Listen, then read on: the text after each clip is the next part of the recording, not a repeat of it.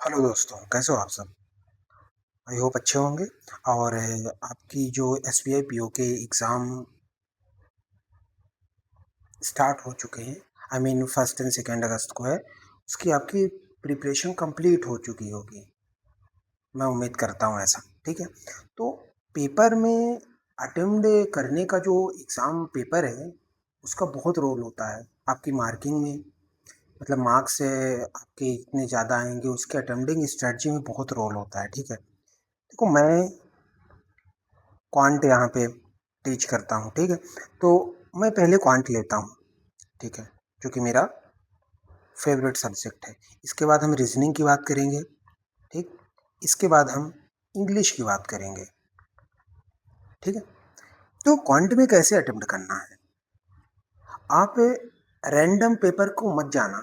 ठीक है, random paper के जाने में एक पॉसिबिलिटी ये होती है कि आपको स्टक करने की सबसे ज़्यादा पॉसिबिलिटीज़ होती है कि आप स्टक कर सकते हो वहाँ पे। ठीक है, तो आप रैंडम पेपर को मत जाना कि यानी फर्स्ट क्वेश्चन उठाया, फिर सेकंड उठाया, फिर थर्ड उठाया, पता चला आपने इन तीनों क्वेश्चन में फंस गए, लास्ट के 5 के बाद के क्वेश्चन बहुत अच्छे हैं। ठीक है, जो आप सेकंडों में निपटा सकते हो। तो मेरी एडवाइस यही रहेगी कि आप रैंडम तो मत ही जाना। ठीक है, क्वांट में आप पहले स्पीड मैथ उठाओ। स्पीड मैथ कोई भी हो जिसमें से आपका सिंप्लीफिकेशन हो सकता है। ठीक है, और क्वाड्रेटिक इक्वेशन हो सकता है। एंड नंबर सीरीज अगर करना है आपको तो कर लो।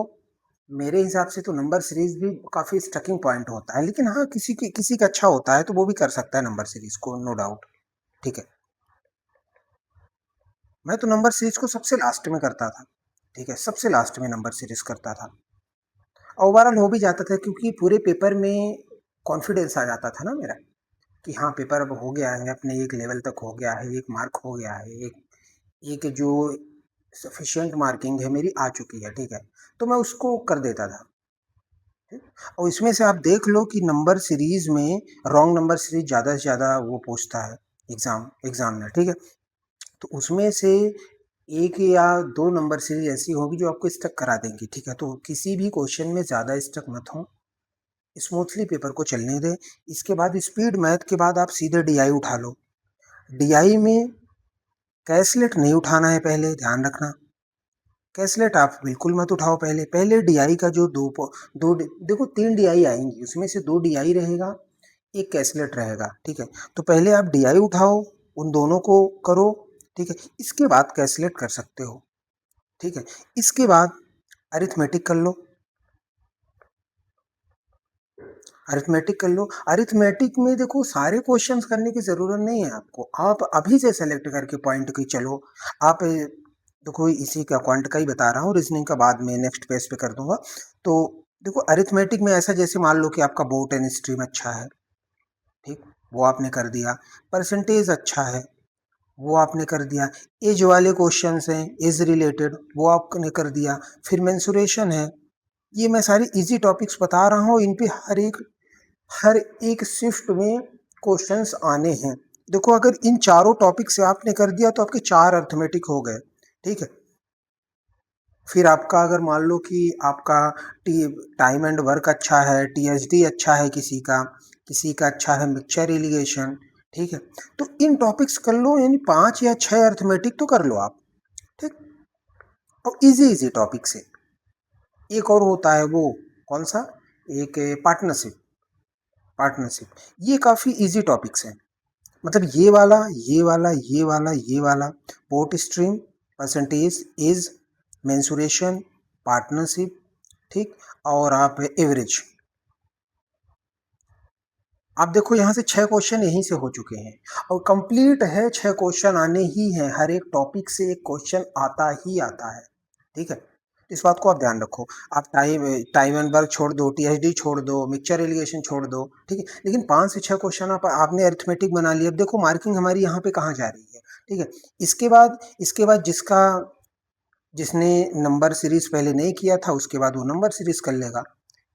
ये होती है परफेक्ट परफेक्ट अटेम्प्टिंग स्ट्रैटेजी, जो आप फॉलो कर सकते हो स्ट्रैटेजी। ठीक है। अब जैसे इसमें पार्टनरशिप एवरेज के क्वेश्चंस हो गए, ठीक है। इसमें से देखो 6 मार्क्स से इसके मान लिया हमने अरिथमेटिक के, ठीक है। 15 में से 13 मार्क्स डीआई मान लो आप, ठीक है।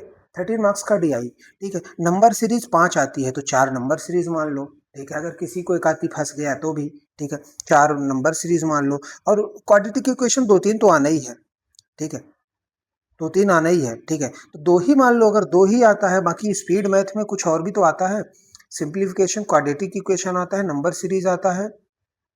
सिंप्लीफिकेशन अगर 5 है, नहीं भी होंगे तो कोई दिक्कत नहीं, फिर दूसरा का दूसरा टॉपिक है वो दूसरा कुछ दे देगा, ठीक है, वहां पे या नंबर सीरीज 6 बढ़ा देगा, ये कुछ भी कर सकता है। तो 19, 4 23, 2 25, 5 30, 27 प्लस अगर आप जा रहे हो, सफिशियंट मार्किंग है भाई, सफिशियंट मार्किंग है। ज्यादा आपको लोड लेने की जरूरत नहीं, प्रीलिम्स क्वालिफाई है, ज्यादा मार्किंग करने की जरूरत नहीं, बस आप प्रीलिम्स क्वालिफाई कर जाओ, बस आपका ये होडक होना चाहिए, ठीक है। इस तरीके से क्वांट की स्ट्रेटजी आप डिफाइन करो और इसको आप फॉलो करो। आप देखना पेपर में आपकी मार्किंग इतनी तगड़ी हो जाएगी, इस वाली स्ट्रेटजी को आप फॉलो करके देखना एक बार, ठीक है। तो चलते हैं क्वांट ओवर करते हैं यहाँ पे, ठीक। दूसरी बात यहाँ पे करते हैं रीजनिंग की बात, और फिर इंग्लिश की बात करेंगे। मैं आपको एक बात बताता हूँ, जो मैं गलतियाँ करता था, ठीक है। मैं गलतियाँ क्या करता था, मैं गलतियाँ ये करता था कि रीजनिंग में पहले छोटे छोटे टॉपिक्स उठाता था, जैसे जैसे कि वो हो गया इनपुट आउटपुट टाइप, ठीक है। चाइनीज कोडिंग आती है ना, सॉरी इनपुट आउटपुट इसमें नहीं आता, पर चाइनीज कोडिंग आती है प्रीलिम्स में, उसको उठा लेता था, ठीक। फिर एक डायरेक्शन डिस्टेंस का उठा लेता, कोडिंग वाला उठा लेता, ठीक। और भी एक एक मार्क्स के जो क्वेश्चंस आते हैं जैसे सिलॉक्स वगैरह हो गया, ये उठा लेता।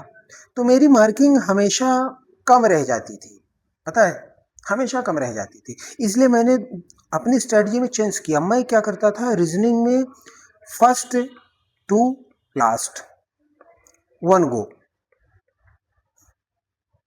छोड़ता किसको था, सिर्फ एक्सेप्ट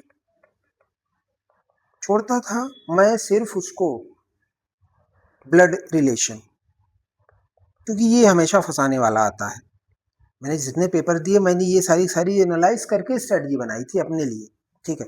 आप फॉलो कर सकते हो, आपके लिए भी बहुत यूजफुल आएगी, आप एक बार फॉलो करके देखो, ठीक है। तो ब्लड रिलेशन को मैं छोड़ देता था क्योंकि हमेशा फंसाने वाला आता है, 3 क्वेश्चन इसमें आते हैं, ठीक है। इसको मैं सबसे लास्ट के लिए छोड़ देता था। बाकी 1 to 30 मैं वन गो में जाता था, ठीक है। पहले तो 35 का होता था, अभी तो 30 हुआ है लास्ट ईयर से।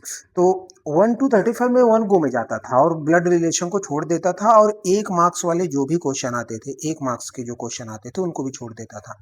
जैसे एक स्पेलिंग दे दिया, जैसे दे दिया RIGHT, राइट दे दिया, इसके इस तीनों वर्ड से कौन सा एक नया वर्ड बनेगा, ठीक है। एक होता था कि आर से ये एस कितनी दूर है, तो ऐसे कितने वर्ड्स होंगे।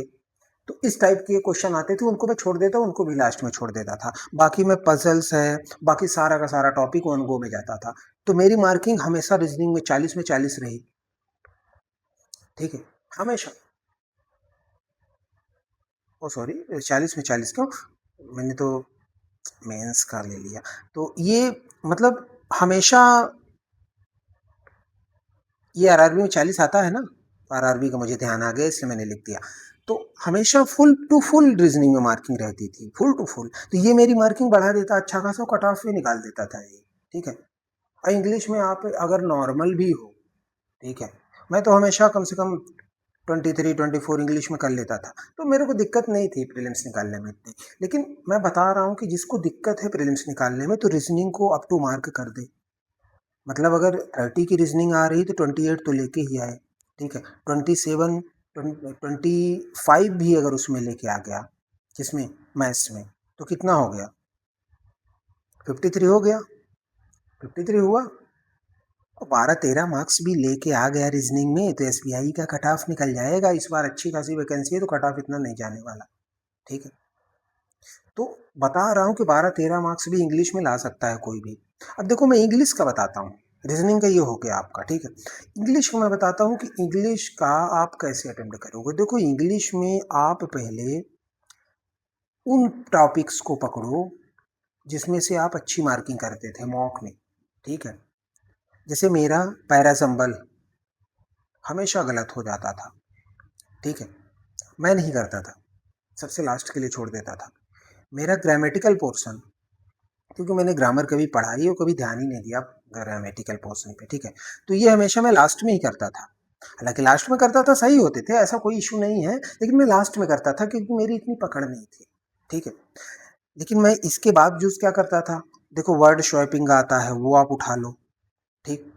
आप आरसी में जाओगे, आरसी में आरसी जैसे ही आए आप उसके सारे क्वेश्चन एक बार विजिट करो, उसमें से देखो 3 वोकैब बेस्ड क्वेश्चन होते हैं, उनको आप फटाफट कर दो, ये question fill in the blank, ये सब फटाफट कर दो। इसके बाद पैराजम्बल, ग्रामेटिकल पोर्शन, जिसका जो इजी हो, यानी जो वो जिसमें कंफर्टेबल हो, वो स्टार्टिंग में उसको ले सकता है, ठीक है। और इन द लास्ट वो उस टॉपिक को उठाए जिसमें से वो थोड़ा सा हाथ उसका तंग हो। समझ रहे हो ना मेरा कहने का मैं क्या बोल रहा हूँ? तो आप अच्छी खासी मार्किंग करोगे और 13+ मार्क्स करना कोई it's not a big task, ठीक है। तो इंग्लिश में तो इस तरीके से आप स्ट्रेटजी को फॉलो कर सकते हो, ठीक। ये मेरी स्ट्रेटजी रहती थी, मैं एक्चुअल प्रैक्टिकल स्ट्रेटजी बता रहा हूँ, कोई ऐसे इधर उधर सर्च करके और देख के और हवा के जैसे ये सब नहीं बता रहा हूँ, ठीक है। मैं जो करता था हाईएस्ट मार्किंग के लिए, ठीक है, मैंने 72-75 भी गेन किए हैं SBI PO प्रीलिम्स में ही, ठीक है। IBPS PO में भी 75+ मार्क्स गेन किए। RRB में मैंने गेन किए 70-70 नंबर, 70 मार्क्स। आरआरबी में भी मैंने गेन किया, आरआरबी पीओ में भी। तो इसलिए मैं बता रहा हूँ ये प्रैक्टिकल स्ट्रैटेजी है, इसको आप जरूर फॉलो करें, ठीक है। Okay guys, thank you.